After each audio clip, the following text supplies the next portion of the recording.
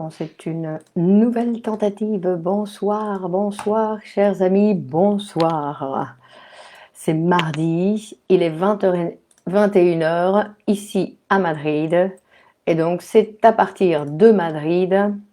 Donc, on va d'abord regarder si... Oui, ça y est, cette fois-ci, ça marche. Donc, c'est à partir de Madrid que nous allons nous adresser au monde francophone, puisqu'à partir d'Internet, comme vous le savez, les limites sont différentes, on va dire, sont devenues tout autres, bien différentes.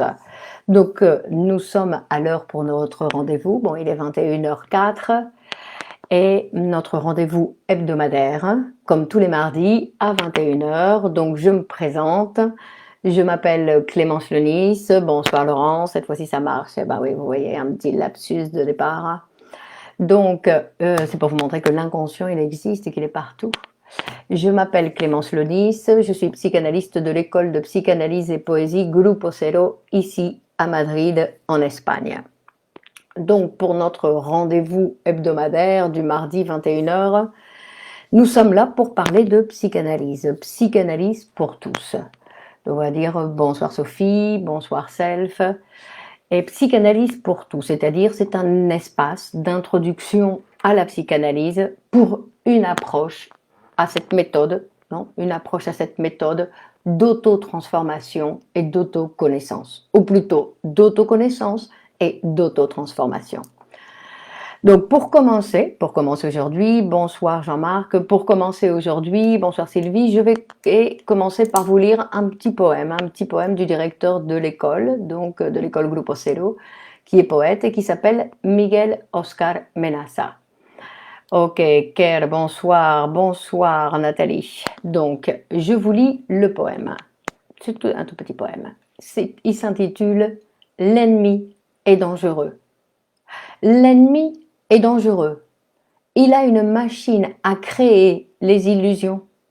L'ennemi est dangereux. Il a une machine à reproduire les illusions. L'ennemi a des lois qui réglementent l'accumulation d'illusions. La poésie, utilisez-la. Bonne arme contre l'ennemi. Voilà. Donc, pour commencer, nous devons bien détecter non, où est l'ennemi? Où est l'ennemi? Donc on pourrait penser que l'ennemi, premièrement, est en chacun de nous. Non, c'est-à-dire que là, il nous parle des illusions. Donc c'est-à-dire que notre facilité à nous laisser séduire par ces illusions. Donc cet ennemi est d'abord en nous. D'où l'importance de cette machine, de cet instrument qui est la psychanalyse pour justement la psychanalyse, tout comme la poésie, qui va nous permettre d'avoir accès à un terrain, on va dire, un petit peu plus réel, dans le sens où les illusions, ce sont des illusions. Ne nous laissons pas prendre. Donc, pour commencer, tous ceux qui veulent, vous savez que vous pouvez partager dans vos murs cette petite rencontre pour que plus de francophones aient accès à ces informations. Donc aujourd'hui, nous allons voir le complexe d'Oedipe dans les rêves. Alors aujourd'hui, c'est un sujet vraiment très intéressant. Donc c'est, encore une fois, parce que le complexe d'Oedipe dans les rêves, Freud, il l'a présenté, nous l'a présenté donc dans l'interprétation des rêves, dans son livre L'interprétation des rêves, donc qui a été publié en 1900, et c'est là où il va nous présenter le nœud de la question, puisque le complexe d'Oedipe, c'est bien le nœud de la question. Donc, bonsoir Jules, c'est à partir donc de l'interprétation des rêves que va s'ouvrir à nous cette possibilité de cette nouvelle science, qui n'a jusqu'à maintenant que 120 ans, comme vous voyez, que 120 ans, c'est-à-dire que pour une science, c'est tout à fait jeune, c'est un véritable bébé, cette science. Donc, nous pouvons commencer à nous y approcher, non, pour lui permettre, on va dire, ou pour nous permettre plutôt de nous approprier de cette encore nouveauté. Bonsoir Patricia, bonsoir Laura. Donc, jusqu'à ce que cette idée, donc cet objet d'inconscient que Freud produit dans l'interprétation des rêves, jusqu'à ce que cette idée s'installe dans notre vie quotidienne, nous allons devoir, chacun d'entre nous, travailler. De la même façon que la découverte de Copernic a mis un certain temps à s'installer dans notre manière de penser, la psychanalyse aussi va... quand on va dire le temps, c'est pas exactement le temps, non, parce qu'on met sur le temps et puis c'est le temps qui fait tout. Non, non, c'est le travail que chacun d'entre nous allons pouvoir faire pour nous rapprocher. Je veux dire qu'aujourd'hui, la personne qui n'a pas fait le travail, ce travail d'apprentissage, va encore croire que c'est le soleil qui tourne autour de la Terre. D'accord? Je veux dire que... Parce que d'ailleurs, Copernic, il était déjà venu nous montrer que nos sens nous trompaient, que nous croyions voir par la fenêtre que, effectivement, c'était la Terre qui tournait autour, oui non, ça c'est la Terre qui tourne autour du Soleil, donc ça c'est la découverte de Copernic, et pourtant ce que nous voyons, c'est que le Soleil se lève et le Soleil se couche. Et nous continuons, malgré, Copernic, je crois que c'est 1500, 1600, et nous continuons à croire, nous avons tendance encore à croire aux informations que nous donnent nos sens. Quand Copernic, déjà à l'époque de Copernic, il nous a dit « Attention, les sens ne vous montrent qu'une apparence. Attention, ne vous laissez pas berner. » D'accord? Et c'est justement ce que vient nous apporter la science. De la même façon que Copernic est venu nous montrer que nous ne pouvions pas croire à ce que nous voyions, ce que nous sentions, que nous n'avions pas, que l'être humain n'a pas la capacité terrestre de se rendre compte des mouvements terrestres. C'est une capacité que lui, il n'a pas. De la même façon que l'être humain n'a pas la capacité de se rendre compte de sa réalité psychique. D'accord? Bonsoir Laurent. Donc c'est pour ça qu'on dit que la découverte de Copernic est encore d'une certaine façon actuelle, dans le sens où nous avons encore tendance à nous laisser berner par l'information que nous donnent nos sens. De la même façon que la psychanalyse est venue nous dire, donc gentiment, mais elle est venue dénoncer la supercherie, l'illusion dans laquelle nous vivions, en disant où nous croyons que notre science, notre conscience nous donne des informations qui sont valables, alors que notre conscience, c'est un organe perceptuel, va nous dire Freud, c'est un organe perceptuel. Bonsoir Charlotte.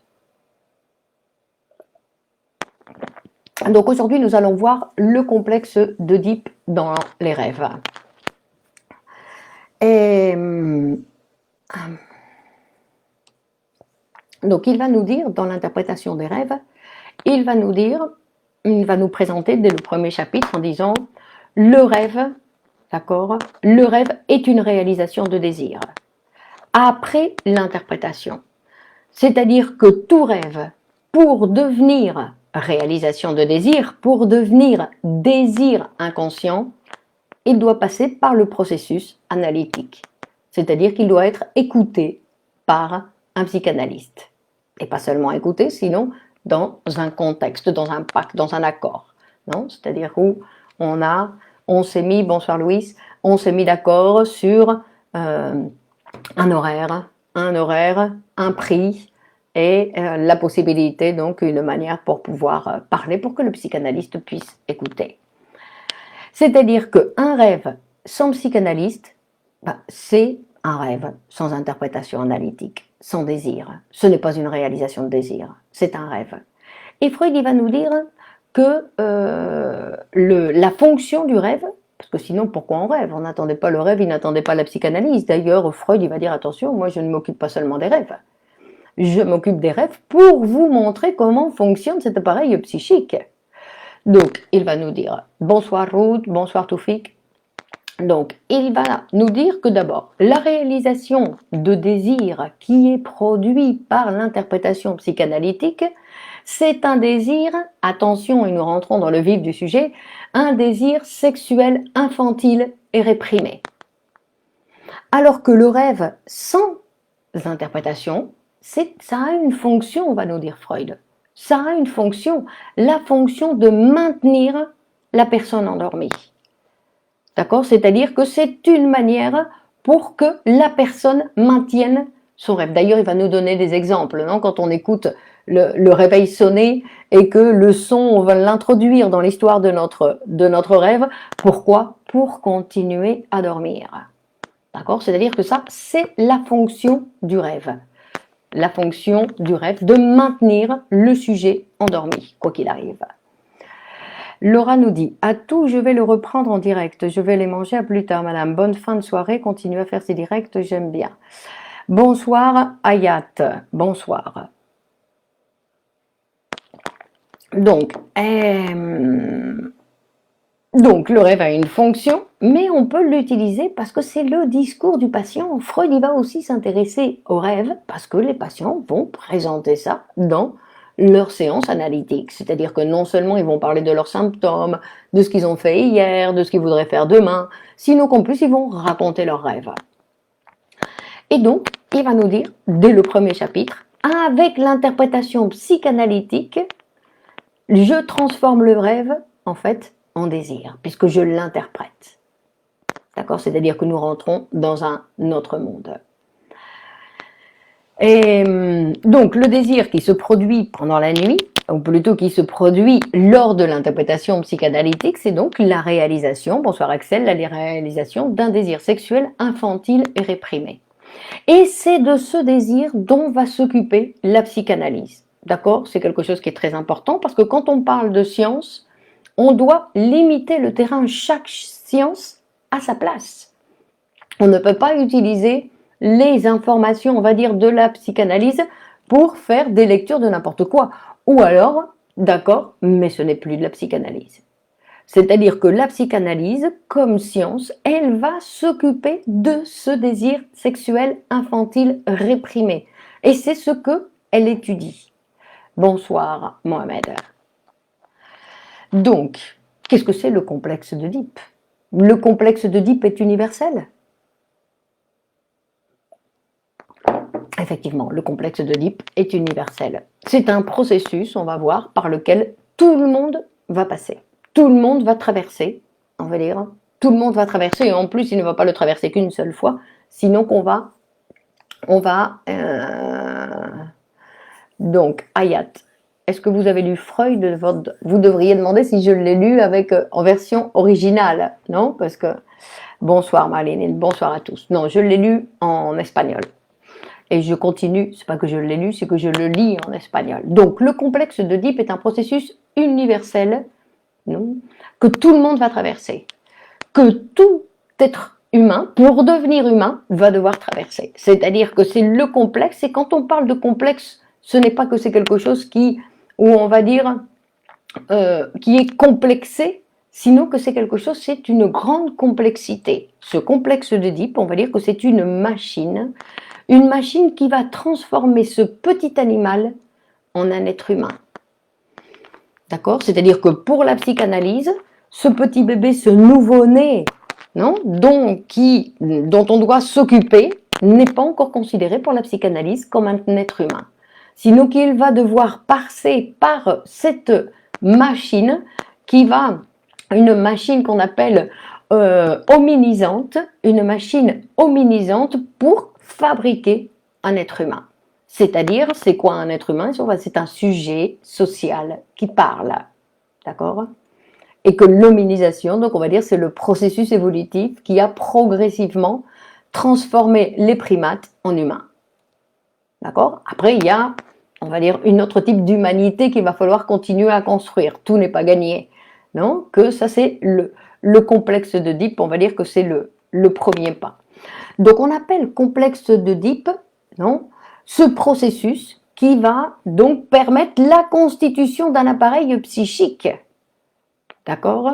C'est-à-dire que c'est un ensemble de processus qui vont avoir lieu et qui va permettre la production d'un appareil psychique qui ensuite va surdéterminer notre conscience. Et que c'est un processus qui a lieu non, ce processus complexe d'Oedipe, on va dire, qui a lieu, c'est intéressant, dans toutes les sociétés humaines. C'est-à-dire que dans toutes les organisations, il y a quelque chose qui est interdit au sujet. C'est-à-dire que pour pouvoir avoir accès à, à cette humanité, c'est-à-dire à prendre conscience que les autres existent et que je vais devoir apprendre à vivre avec les autres, il doit y avoir quelque chose d'interdit pour moi à quoi je vais devoir renoncer. D'accord? C'est-à-dire que pour chacun d'entre nous, il y a eu, donc, bonsoir René, ce désir incestueux qui a été interdit et auquel nous avons dû renoncer pour apprendre à vivre avec les autres. D'accord? C'est-à-dire qu'il va devoir renoncer à ces tendances instinctives pulsionnelles. Et comment il le fait? Comment il va faire pour renoncer? Il va devoir accepter les limites imposées par la loi de l'interdiction de l'inceste. Et donc c'est à partir de là qu'il va devoir se positionner face au complexe de castration, qui va représenter sa position donc face au complexe d'Oedipe, une position qui va se transformer tout au long de sa vie. Ou grâce à la psychanalyse, c'est une position qui peut se transformer tout au long de notre vie. Donc on va voir un petit peu de quoi on parle quand on parle de cette machine qui va hominiser ce petit animal qui vient de naître. Donc quand on dit que c'est un petit animal, dans le sens où l'enfant, quand il naît, le nouveau-né, en fait tous les nouveau-nés naissent précoces. C'est-à-dire qu'ils sont trop précoces pour pouvoir vivre. D'accord? C'est-à-dire qu'ils naissent tous prématurés. Ils n'ont pas la capacité de se coordonner ou de coordonner avec leur système nerveux central. Ils sont pratiquement aveugles quand ils arrivent dans le monde, quand ils naissent. Ils ne savent pas réguler leur appareil respiratoire, ils ne savent pas réguler leur température. C'est-à-dire que ce petit animal ou ce nouveau-né qui arrive parmi les humains, en fait, il naît au bord de la mort. C'est-à-dire que s'il n'y a pas quelqu'un qui s'occupe de lui, et ça c'est très important, parce que ça va déterminer absolument toute l'histoire de cet être humain, c'est-à-dire que s'il n'y a pas quelqu'un qui s'occupe de lui et qui va lui permettre pendant un certain temps, à lui permettre pour avoir accès à ce dont il a besoin, il va mourir. D'accord ?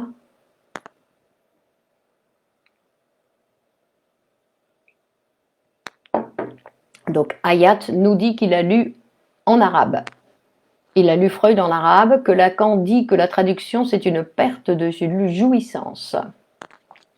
C'est-à-dire la traduction me met en confusion avec quelque explication.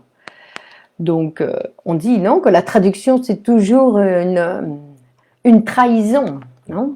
Traductor. Donc interdit fondateur. Alors oui, c'est exactement ça, Sylvie. C'est un interdit qui va fonder quand l'enfant accepte cette interdiction. D'accord? Donc Héloïse, il lui dit que c'est arrivé quand il avait 7 mois.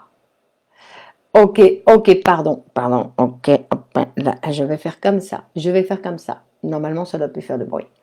Donc, on disait que cet être humain, s'il n'est pas soutenu, ici, il n'y a pas quelqu'un qui s'occupe de lui, et quand on dit quelqu'un qui s'occupe de lui, nous savons tous qu'en général, c'est maman qui va s'occuper, mais peu importe que ce soit maman, que ce soit la bonne sœur, que ce soit papa, que ce soit l'oncle ou la grand-mère, ça n'a pas d'importance, on va dire que c'est une fonction. C'est une fonction dans le sens où, après, ça va appartenir au sujet. D'accord? C'est-à-dire que cette personne qui a fait le travail, parce que quand on dit que c'est une fonction, c'est parce que c'est un travail. Ce n'est pas que les mamans elles disent « Ah ouais, c'est super, maintenant je vais m'occuper de mon enfant ». Sinon que c'est un travail qu'elles doivent réaliser, d'accord? Qu'elles doivent réaliser pour s'occuper, pour être attentives quand il y a un petit bruit, pour être attentives pour qu'il n'arrive rien, et pour s'occuper donc de leur bébé, pour qu'il arrive à se développer correctement. Et donc pour l'enfant, c'est-à-dire pour nous, pour chacun d'entre nous, même si nous avons oublié, d'accord, nous sommes tous passés par là, c'est-à-dire que cette fonction mère, elle va avoir bien sûr une importance énorme. Elle nous a sauvé la vie, donc elle nous a donné la vie parce que, elle nous a mis au monde, et en plus, et ça c'est beaucoup plus important, parce qu'elle s'est occupée de nous. D'accord ? C'est-à-dire que comme elle s'occupe de nous, et on dit que au départ, l'enfant, il va vivre dans une cellule narcissique. C'est-à-dire qu'il ne va pas voir la différence entre le corps de sa mère et son propre corps, sinon que ça va être la même chose. D'accord? C'est-à-dire que la dépendance de cet enfant avec cette fonction n'est pas dans la fonction, sinon qu'elle est dans la situation précoce de l'enfant. C'est-à-dire que cette fonction mère, ce n'est pas que cette mère peut tout, puisqu'elle me sauve la vie, sinon que moi je ne peux rien. Donc je vais lui attribuer des choses qu'elle n'a pas, mais que je vais lui attribuer parce que moi je n'ai rien. Une chose que l'adulte va continuer à faire, non, dans d'autres moments de sa vie. Donc, c'est-à-dire que la fonction mère, elle va avoir la caractéristique de la totalité. D'accord? Dans le sens où elle va couvrir tous les besoins de l'enfant pour qu'il ne meure pas. Donc, on continue. Alors, attendez, on va lire, parce qu'après je ne comprends pas bien. Patricia, elle dit un référent.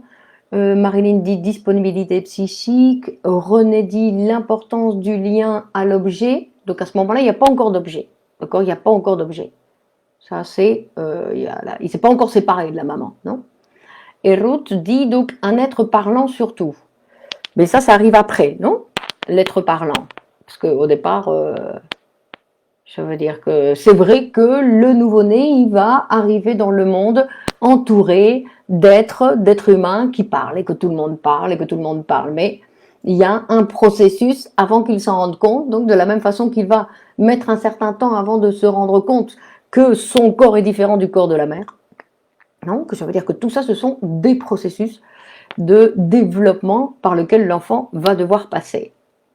Donc, on disait que la psychanalyse va s'occuper de ce moment qui fonde, d'accord, de ce moment qui fonde, c'est-à-dire ce passage entre ce petit animal qui va devoir traverser, non, ce passage du complexe d'Oedipe, c'est-à-dire le passage de la nature à la culture, le passage de l'animalité à l'humanité. Et c'est de ça, donc, dont s'occupe la psychanalyse. D'accord ? C'est-à-dire que les soins ne suffisent pas, la parole qui s'adresse à un sujet. Mais moi, je pense qu'à cet âge-là, non, je ne dis pas bien sûr qu'il faut parler aux enfants, il faut parler, mais que c'est surtout important pour celui qui s'occupe, non, c'est pour la maman qui aime lui parler, non? Parce que je veux dire que... Mais bon, c'est pas de ça dont il s'agit, ce ne sont pas des conseils pour l'éducation, pour savoir comment on doit s'occuper des enfants. On n'est pas dans cet ordre d'idées-là, c'est simplement on veut montrer cette grande dépendance qui existe dès la naissance et qui va continuer chez chaque être humain pendant toute sa vie. Il y a une grande dépendance, d'accord? Donc indispensable, c'est-à-dire que l'enfant dont on ne s'occupe pas meurt. Non, ce n'est pas. Je veux dire que les autres animaux, ils n'ont pas tous cette même situation. Non, il y en a d'autres, ils se lèvent et poum, ils se mettent debout et ils peuvent même rapidement aller chercher à manger. Donc, cette relation si intime avec la mère, qui lui permet donc de ne pas mourir, va laisser évidemment des traces inoubliables dans le sujet, des traces inconscientes et ineffaçables. D'accord ? Ce passage, il se fait toujours correctement. D'accord? C'est-à-dire que ce passage, il se fait toujours correctement. On va voir que ce dont il s'agit, c'est quand il y a la régression. D'accord? Je ne sais pas si je m'adresse à Ananda ou à Eva, mais bon. D'accord? C'est-à-dire que le passage d'Oedipe, nous allons tous passer. C'est-à-dire que le passage d'Oedipe, c'est accepter qu'il y a une loi, que j'accepte la loi, mais pas complètement. Dans le sens où je dis, ah, et je ne peux pas aimer ma maman comme je veux. Bon, d'accord. Et là, on va constituer, c'est à ce moment-là que va se constituer l'inconscient. Que le sujet, d'accord, bravo Laura, d'accord, va se constituer là, l'inconscient. C'est-à-dire qu'il va continuer sa relation interdite, il va la continuer dans l'inconscient. Mais dans l'inconscient, il va dire non, non, j'ai arrêté, non, non. Et il va transformer toutes ces pulsions sexuelles qu'il avait face à ses amours incestueux, il va les transformer en tendresse. Non, ils vont se transformer. Donc Patricia nous dit que pendant les 9 premiers, l'enfant est totalement dépendant de la personne référente et surtout sécurisante. Exactement. D'accord? C'est-à-dire que c'est indispensable, que c'est une fonction. Mais ce qui est intéressant, c'est qu'il va dépendre pendant toute sa vie, Patricia, des autres. Ce qu'il faut après, c'est que quand il est passé donc par cette machine qui va homonisante, c'est-à-dire qu'il va renoncer à sa mère, non, pour pouvoir avoir accès à d'autres femmes. D'accord? On va dire c'est ça, et donc aller chercher, on va dire, cette dépendance sur d'autres personnes, d'autres amours. Hein? Donc nous naissons dépendants, nous nous développerons d'une façon dépendante, nous avons besoin des autres pour nous former. Donc au départ c'est la maman, et après, au plus on grandit, au plus on va avoir besoin des autres. D'accord? C'est-à-dire que les gens, au plus ils sont grands, d'accord, on va dire, au plus ils sont dépendants de plus de services, plus de personnes, plus de relations, hein, qu'il y a plus de choses, on va dire, dans leur vie. Donc, ensuite, Hayat nous dit la naissance, c'est-à-dire que bébé a gagné ce morceau de la maman, car dans son ventre, il a mené un grand combat. Si la maman a fait une fausse couche, c'est-à-dire il a perdu la mort. Bon, alors, je ne comprends pas bien. Laura, c'est la séparation avec un des parents. Non, c'est la séparation avec les amours incestueux.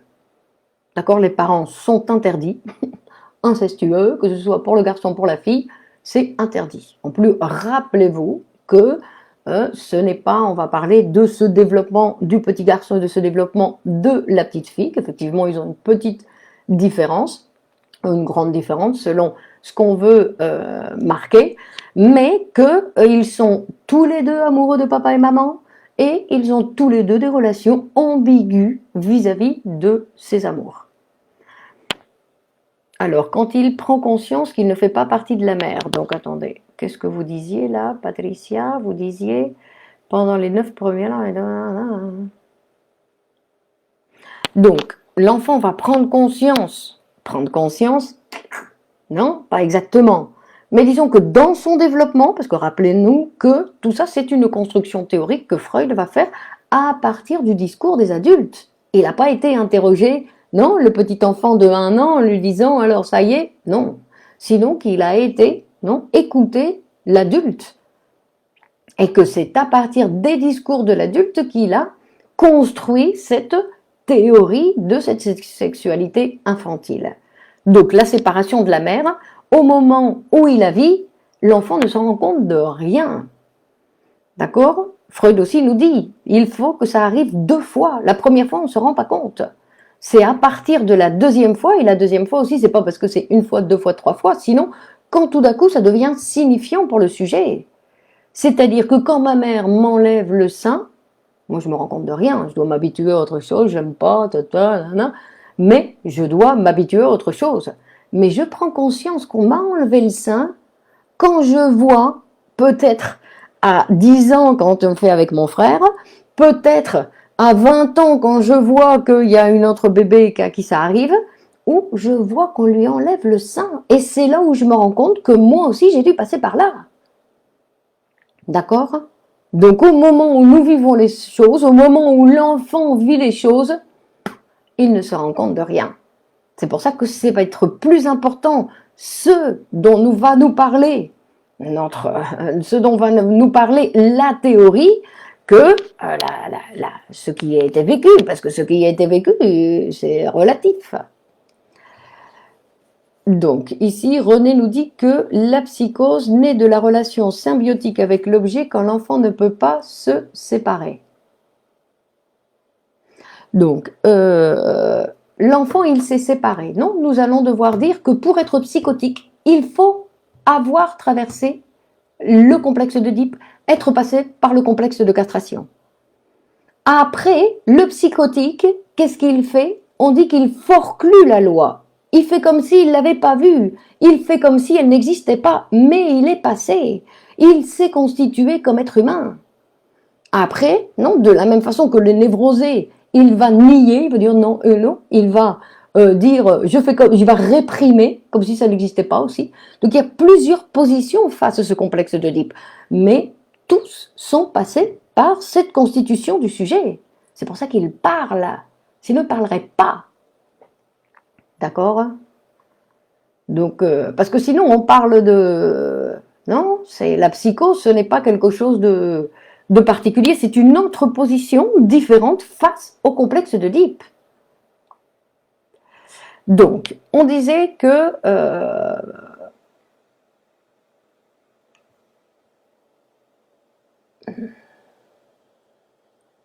donc cette mère qui va satisfaire tous ses désirs, ben ça va être le premier amour, le grand amour que nous n'oublierons jamais, d'accord, qui va laisser des traces chez le sujet pendant toute la vie.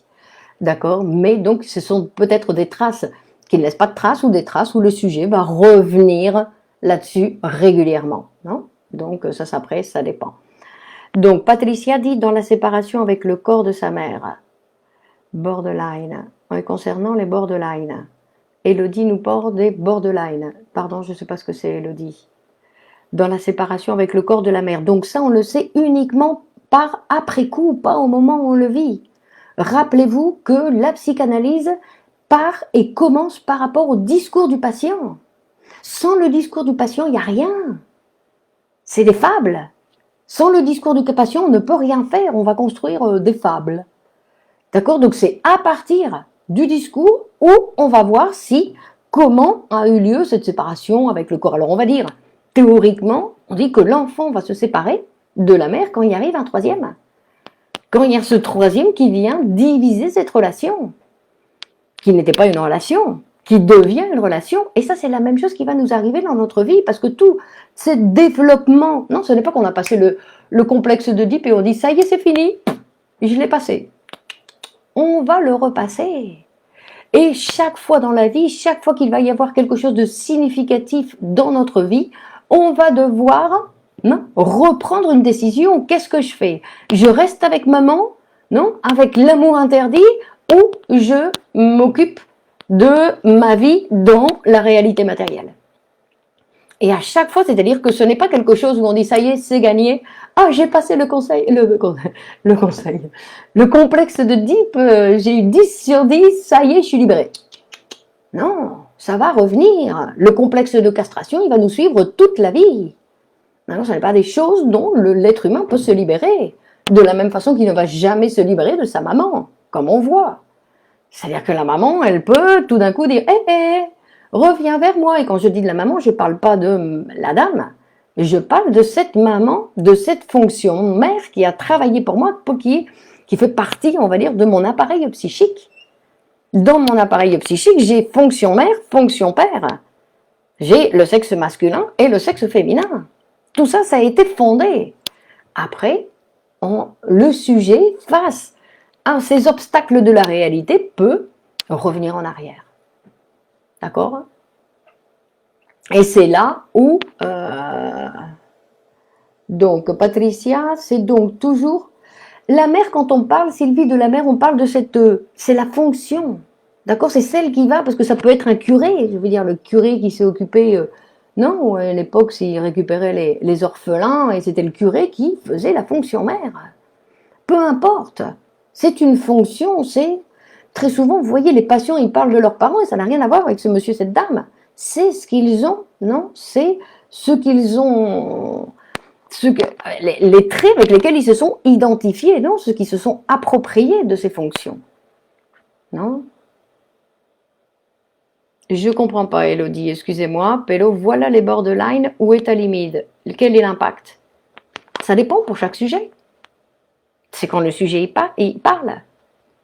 Non, il y a des gens qui vont dire, qui ont été traumatisés quand maman elle est partie travailler et qui vont mettre un certain temps avant de prendre une certaine distance ou se rendre compte que non, de ce complexe d'Oedipe qui est un fantasme en plus.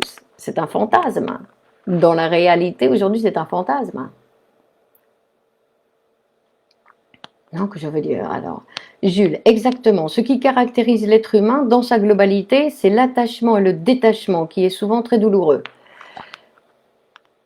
C'est intéressant ça, Jules, dans le sens où non, l'attachement, c'est-à-dire quand ma libido, elle s'est installée chez l'autre.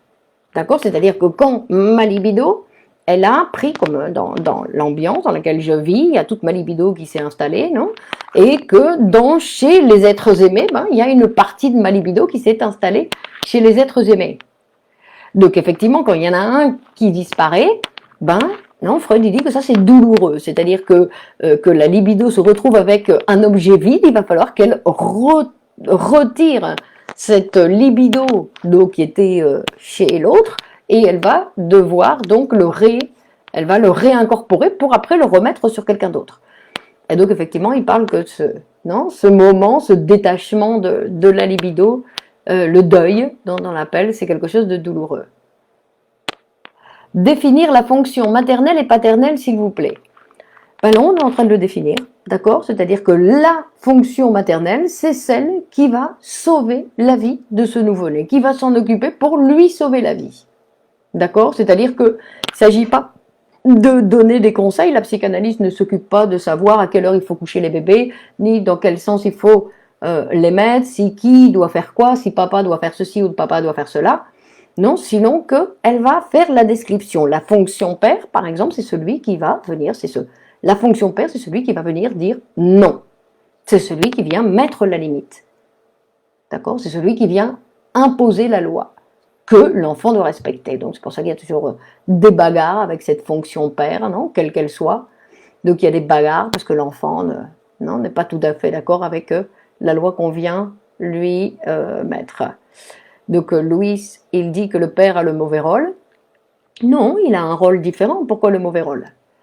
Ça dépend, non? C'est quoi le mauvais rôle? Donc, on va continuer, voir un petit peu... donc là, justement, on va voir comment cet enfant va se séparer de cet amour si important pour lui. D'accord? C'est-à-dire qu'effectivement, il doit abandonner cet amour. Donc, il doit abandonner cette femme, ce premier amour, pour pouvoir avoir d'autres amours. D'accord? Et donc, on va voir que c'est comme une sorte d'échange. D'accord, je renonce à ma mère pour avoir d'autres femmes. Et en fait, c'est une sorte d'échange dans le sens où, avant, ma mère, non, pour le petit enfant, la maman, c'est, on va dire que la maman, elle lui appartient. D'ailleurs, lui, il est super jaloux quand tout d'un coup, il voit que maman, elle s'occupe d'autre chose et que elle peut être ailleurs, etc. Elle s'en va avec papa, etc. Donc, il devient très jaloux parce que pour lui, sa mère lui appartient. Donc, quand il peut renoncer à cet amour, en fait, il dit d'accord, ok maman, tu peux avoir ta vie. Parce qu'en fait, c'est pas seulement que lui renonce à sa mère, c'est qu'en renonçant à sa mère, il lui donne une certaine liberté. Vous voyez qu'il y a des enfants qui sont tout le temps collés, non? Puis en plus, on le voit à l'âge adulte, je veux dire, des enfants qui sont collés à leurs parents et qui ne les laissent pas tranquilles, qui ne leur donnent pas la liberté. D'accord? C'est-à-dire qu'après, je renonce à ma mère pour que ma mère puisse avoir sa propre vie. D'accord? Donc, on voit que c'est une sorte d'échange. Non seulement moi, je vais gagner la possibilité d'avoir d'autres amours, si je ne renonce à ce premier, en plus c'est un premier amour qui est impossible, qui ne va jamais être possible à vivre, quoi qu'il arrive. D'accord? Dans le sens où, bon, même ceux qui passent à l'acte, je veux dire que, non, que c'est plus exactement avec cette fonction mère, sinon que c'est avec cette dame, non? Mais dans le sens où, quand je dis que c'est impossible, c'est-à-dire que ce petit enfant qui est amoureux de maman, il va jamais pouvoir vivre sa vie. Non, il va avoir un enfant de sa mère. Je veux dire que tous ses désirs ne vont être toujours frustrés. Il va toujours être, on va dire, déçu. Alors Catherine demande s'il n'y a pas de fonction de père, quelles conséquences? Donc les conséquences, c'est qu'il faut tout de suite consulter un psychanalyste. D'accord, quand il n'y a pas de fonction père, parce qu'effectivement, quand il n'y a pas de fonction père, il faut étudier un petit peu pourquoi, voir un petit peu quelle est la situation du cas pour savoir pourquoi. Et il convient, donc on va dire, il convient il convient de construire cette fonction père. Parce que la psychanalyse, justement, c'est un instrument qui va nous permettre de construire cette fonction qui ne s'est pas constituée, non, qui se n'est pas constituée chez le sujet, ou que le sujet a l'impression qu'il n'a pas été constitué. Donc on va lire, et si l'attachement n'a pas été sécurisant, comment l'enfant se construit-il? Pareil, on ne peut pas savoir, Elodie. On ne peut pas savoir, on peut savoir qu'après coup. Rappelez-vous, c'est très important, sinon on fait de la psychologie, sinon on fait autre chose, c'est pas de la psychanalyse. La psychanalyse, c'est quand on arrive et on écoute le patient par après coup. Il y a des enfants qui ont été battus, ils s'en rappellent pas. Ça n'a rien, ça n'a pas laissé de traces. Donc on ne peut pas savoir. Non, je veux dire que ce qui a été et s'est passé à l'un ne va pas réagir pour l'autre, si on n'est pas des machines. Pour chacun, c'était une chose différente. Bébé a une jalousie de partage, l'amour avec le père. Donc oui, le Hayat nous dit que le bébé est très jaloux. Donc René nous dit, peut-on parler de paradis perdu, l'amour de l'objet? De paradis perdu, mais c'est une illusion. Parce qu'en fait, qu'on dit, oui, effectivement, c'est un amour perdu, mais en fait, c'est un amour qui n'a jamais eu lieu. C'était une illusion. C'était quelque chose qui n'a jamais existé. Cette mère qui pouvait tout, elle n'a jamais existé, sauf dans mon manque, non, ma situation de précoce. C'est pour ça que ma mère, elle pouvait tout, parce que moi, j'étais super précoce. J'étais super précoce, comme tous les êtres humains. D'accord? Donc, ce n'est pas que, mais il y a quelque chose de perdu. Ce que j'ai perdu, en fait, c'est quelque chose qui n'existait pas. Non, on dit dans la théorie, on dit que ce qu'on a perdu, c'est notre idée d'immortalité. Parce que pendant un temps, tant qu'on était dans cette cellule narcissique, on était immortel. Donc, mais l'immortalité, comme vous savez, ça n'existe pas. Donc, on a perdu l'immortalité. Oui, mais c'est quelque chose qui n'existe pas, donc on n'a jamais pu l'avoir. D'accord? Donc, Ruth dit, la mère aussi doit aider l'enfant à se séparer. Ça se fait à deux. Moi, je pense que la mère, elle doit pas se séparer de l'enfant. Si elle doit se séparer de l'enfant, c'est qu'elle a un problème, hein, pardon, Ruth, mais que la mère, elle doit avoir sa vie. L'enfant, c'est lui qui est attaché, qui a besoin de la mère. Si la mère, elle a besoin de son enfant, alors là, c'est que la maman... Non, c'est pas normal. Je veux dire que la mère, elle doit avoir sa vie. Elle a sa vie. Quand je dis que c'est l'enfant, quand lui, il renonce à sa mère pour avoir d'autres femmes, il laisse à la circulation sa mère, c'est-à-dire qu'il va plus être derrière, il va plus être collé à l'aile ou la réclamer. Mais ça, c'est une situation de l'enfant, pas de la mère. Non, la mère, elle a rien à faire. Parce que la mère, elle doit faire sa vie et être heureuse. Jules, est-il vrai que ce renoncement à la mère pour le garçon à l'âge adulte le pousse à rechercher les femmes avec les mêmes traits de caractère que sa maman et vice-versa? Ben, c'est que la tendance, ça va être toujours d'aller chercher quelque chose qui est en rapport avec ce premier amour, oui. D'accord? Donc ça fait partie, c'est-à-dire que ça fait partie de notre façon de chercher. De chercher, c'était les premiers points de jouissance. C'est avec maman qu'on a appris à jouir. Donc on va chercher, non, ces mêmes points, d'accord? Après, le problème, c'est que quand on va rétablir avec cette nouvelle femme, donc qui n'a rien à voir avec maman, même si après je la choisis selon certains traits qui me rappellent de façon inconsciente ma mère, après c'est quand je vais établir une relation comme avec ma maman, alors là c'est le drame. Non, c'est là où du coup, ça y est, c'est fini. Non, je perds pied, c'est-à-dire je redeviens un petit garçon et j'ai refabriqué, vous voyez, cette relation antérieure et je la répète. Donc là, pareil, on va dire, il est recommandé d'utiliser les services d'un psychanalyste. L'illusion, effectivement, René, l'illusion, d'accord, c'est un ennemi, cette illusion, parce que nous avons tendance, non, nous avons tendance à croire. Donc, c'est pour ça qu'on parlait d'échange, d'accord, d'échange, c'est-à-dire que je vais devoir renoncer donc à tous ces amours, parce que quand on parle des amours incestueux, c'est papa, maman et mes frères, mes sœurs. Hein, et il va falloir donc que je renonce à ces amours incestueux pour qu'ils aient aussi leur vie, c'est-à-dire que moi je puisse avoir d'autres amours et que je puisse me séparer d'eux. Hein. Donc il y a une sorte de loi d'échange, non? Que pour gagner quelque chose, je dois renoncer à quelque chose, en plus renoncer à quelque chose que je n'ai jamais eu, parce que ma mère, je ne l'ai jamais eu, elle n'a jamais été à moi. D'accord? Elle a toujours eu sa propre vie. Donc, Omarima dit, parlez-nous s'il vous plaît du complexe d'Oedipe chez la fille. Marie dit bonsoir.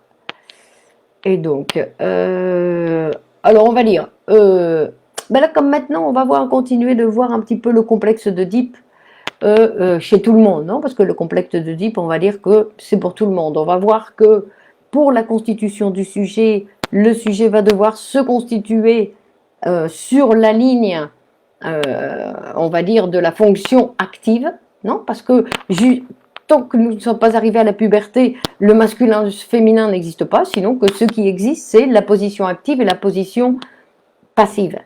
Donc, pour les deux, tous les deux, la petite fille et le petit garçon, vont devoir passer par ces processus, non, pour arriver jusqu'à la puberté.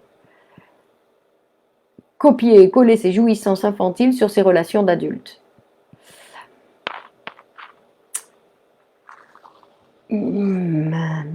Hayat, non, Hayat dit copier et coller ses jouissances infantiles sur ses relations d'adultes. Et si j'aime bien et j'aime pas, non, parce que c'est pas exactement, parce que ça va se construire. C'est-à-dire que je vais rencontrer une femme qui a le nez comme ma maman et donc je vais tomber amoureux. Mais après, c'est dans la réaction que je vais fabriquer, si elle accepte, ou je vais refabriquer avec elle cette relation. D'accord? Ça se fait pas tout de suite. Il faut que je la fabrique. Donc c'est pas exactement un copier-coller. D'accord? Sinon que c'est une relation où je vais transformer petit à petit cette femme qui était au départ une femme dont j'étais amoureux et que petit à petit je vais la transformer en ma maman. D'accord? Et en plus, au souvenir de ma maman. Parce qu'effectivement, on ne sait même plus rien à voir avec ma maman. Ni la maman que j'ai eue, ni la maman actuelle, sinon à son souvenir. Non? Je pense, c'est pour ça que copier-coller, oui, effectivement, il y a une certaine... Mais c'est une construction. Je vais devoir le faire, le construire. Donc, Freud, dans le chapitre qui s'appelle « Matériel et source du rêve, de l'interprétation des rêves », il va donc faire pour la première fois référence au complexe d'Oedipe pour nous expliquer, dans ce que lui, il appelle les rêves typiques, non? Il va nous passer une... et s'agit-il d'un transfert, demandait Lodi. Ça, c'est une question intéressante. S'agit-il d'un... Non, il ne s'agit pas exactement d'un transfert, parce qu'en fait, il s'agit d'une régression. Il s'agit d'une régression. Alors, est-ce que dans la régression, il y a transfert? Ou alors, parce qu'en fait, il y a toujours transfert, non? Parce que cette énergie, elle peut se déplacer. Il faudra que j'étudie ça. Je vais noter. Lodi, c'est une question intéressante. Est-ce qu'il s'agit d'un transfert? C'est une régression. Sylvie demande, comment se rend-il compte qu'il doit renoncer à cet amour? Par la menace, Sylvie. Parce qu'il est menacé quand papa vient et dit non. Ou quand il y a quelqu'un qui vient et qui lui dit non. Parce que ça peut être la maman. Quand la maman se met en position, en fonction père, non, parce que la maman, c'est celle qui peut utiliser la fonction mère ou la fonction père quand elle va dire non. Donc là, il va comprendre qu'il doit renoncer à cet amour. Non, mais quand tout d'un coup, ce non va être significatif. Donc Freud, il raconte que... donc après, c'est chacun, non? Chacun, donc on va le savoir, donc c'est pour ça par le récit du patient. C'est-à-dire chacun va faire référence à ce non d'une façon différente, sans savoir compte, parce que c'est quelque chose, non? Rappelons-nous que la sexualité, le développement de cette sexualité infantile chez l'être humain, qui est caractéristique donc de l'être humain, c'est qu'il se fait en 3 parties.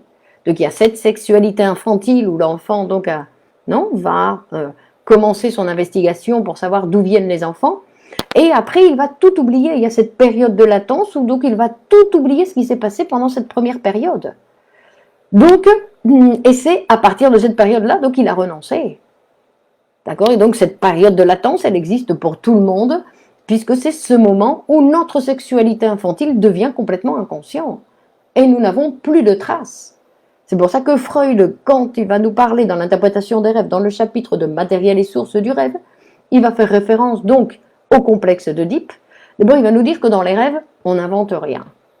Quelle que soit l'apparence des rêves, le sujet n'invente rien. Sinon qu'il va chercher des informations, des choses, d'accord, transformées, d'accord, déformées, d'accord, mais que c'est du matériel qui préexiste, qui existe déjà. D'accord? Tout le matériel qu'il utilise avec les mécanismes donc de l'inconscient qui sont la condensation, non? Le déplacement, la condensation, l'élaboration et la mise en scène. Non? Donc ce sont les mécanismes qui sont utilisés par l'inconscient pour déformer. Pourquoi? Parce que la conscience n'accepte pas tous les contenus et qu'elle ne tolère pas le déplaisir. Donc pour éviter le déplaisir, elle transforme. Par exemple, alors Marion demande si la mère est seule à élever l'enfant, est-ce qu'elle peut prendre les deux places aussi? Si elle est bien placée, bien sûr que oui Marion, elle a cette possibilité. Mais après, il faut qu'elle aussi, elle ait installé cette position, non, cette fonction père et cette fonction mère. Parce que le problème, c'est qu'en général, on dit oui, l'enfant il a un problème, l'enfant il a un problème. Regardez les parents. Non, que si le père, la mère, elle a sa fonction père établie et sa fonction mère, elle peut passer d'un rôle à l'autre, bien sûr. D'accord?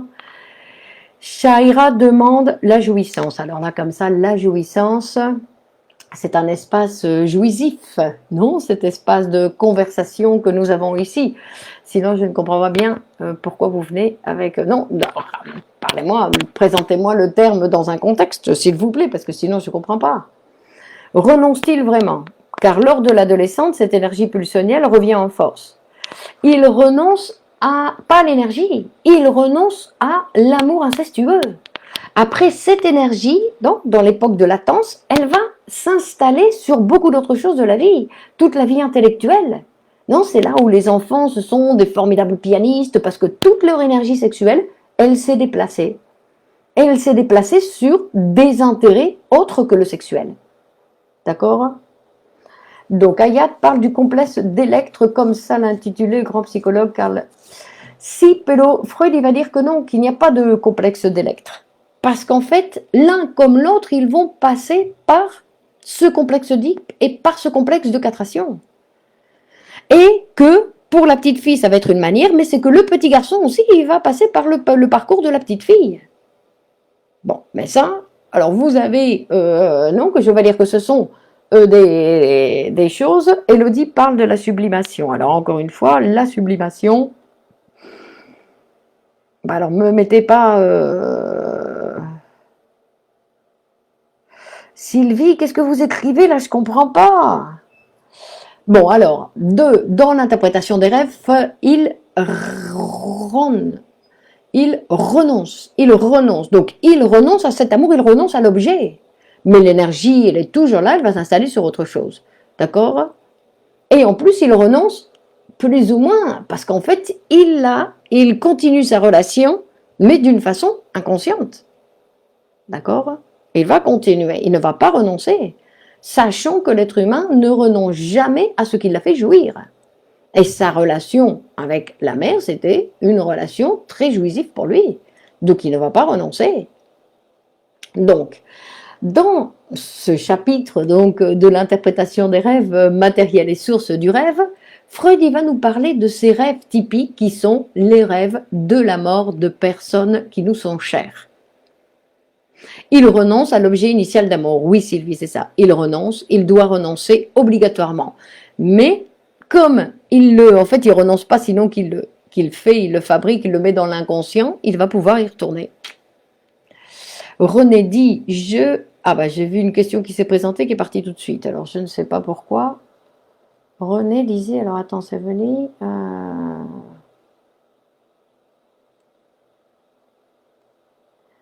Donc, attendez. Alors, j'ai vu un commentaire, donc je crois de René, oui, voilà, c'est ça, René. Je me posais la question, d'où naît l'homosexualité? Donc, l'homosexualité, bon, bah, alors ça, c'est un autre sujet. Non, c'est face. Renoncer et refouler. Est-ce la même chose? Donc, non, non, pas du tout, pas du tout. Non, réprimer, parce qu'on va dire renoncer, je dois renoncer. Il doit renoncer à la mère. C'est pas réprimer. Non, c'est pas une répression. Donc, ce n'est pas la même chose. Donc, d'un côté, l'homosexualité, c'est en relation, donc, après, Freud, il va nous dire que nous sommes tous bisexuels. Nous avons tous une constitution bisexuelle. C'est-à-dire que nous avons cette capacité. Après, de la même façon, quand on va parler d'homosexualité, il faut voir, non? Parce qu'il va nous dire, attendez, parfois, qu'est-ce que ça veut dire l'homosexualité? C'est-à-dire que je ne vois pas la différence avec l'autre. Je crois que l'autre, il est pareil que moi. Donc il y a des couples où vous voyez qu'il y a un homme et une femme qui ont une relation complètement homosexuelle. D'accord? Donc ça ne dépend pas exactement, non, de notre biologie, sinon que ça dépend de notre position dans le langage.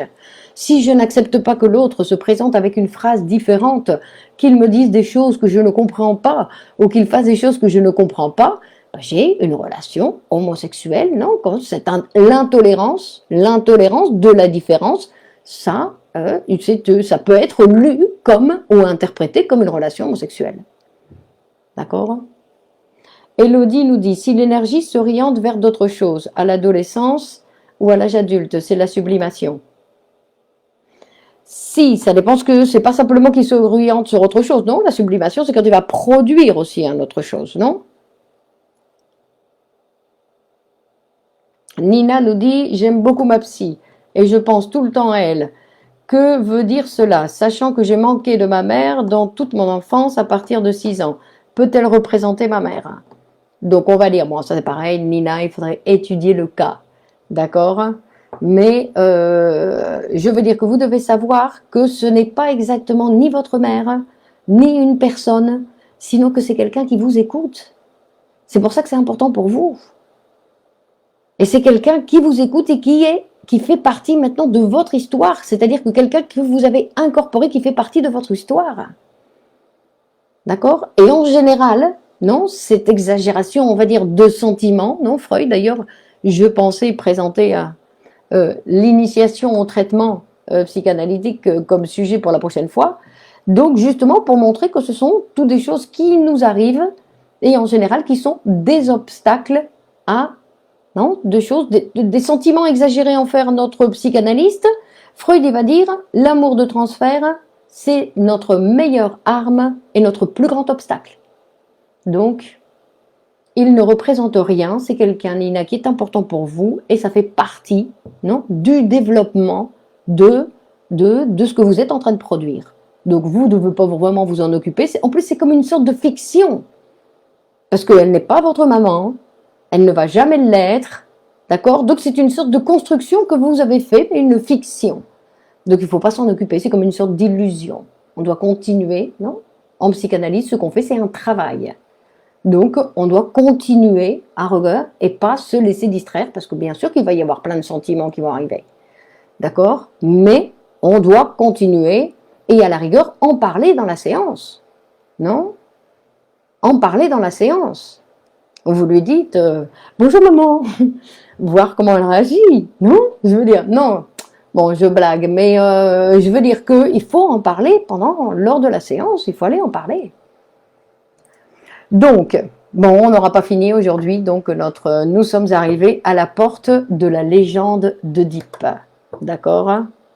Donc, c'est très intéressant, donc il va nous montrer que pour Oedipe aussi, c'était très difficile, non? Si vous lisez la tragédie de Sophocle, vous allez voir que pour Oedipe, c'est aussi très difficile d'accepter, parce qu'on lui a montré, on lui a dit partout que il avait des voix qui lui disaient, enfin des voix, des informations qui lui disaient attention, tu vois pas que tu vas tuer ton père et tu t'es marié et tu as des enfants avec ta mère.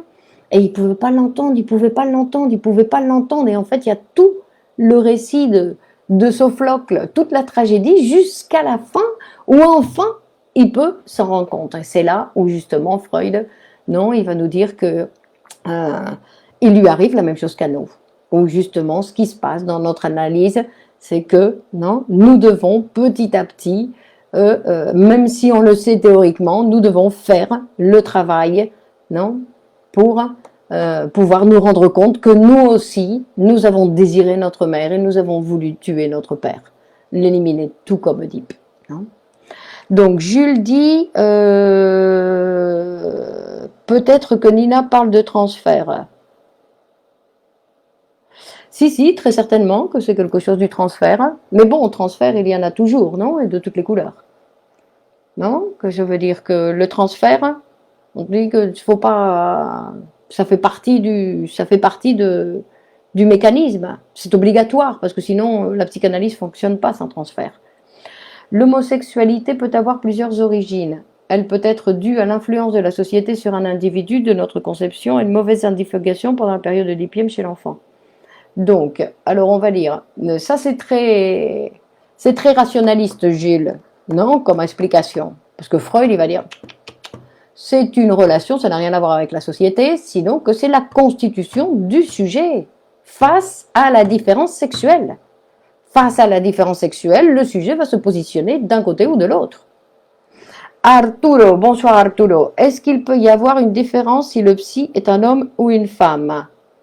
Et non, parce que c'est une fonction. De la même façon que la fonction mère peut occuper la position de fonction père quand c'est nécessaire pour l'enfant, de la même façon, non, que le psychanalyste. Alors au début, il y a des patients qui vont dire non, je préfère une femme, non, je préfère un homme.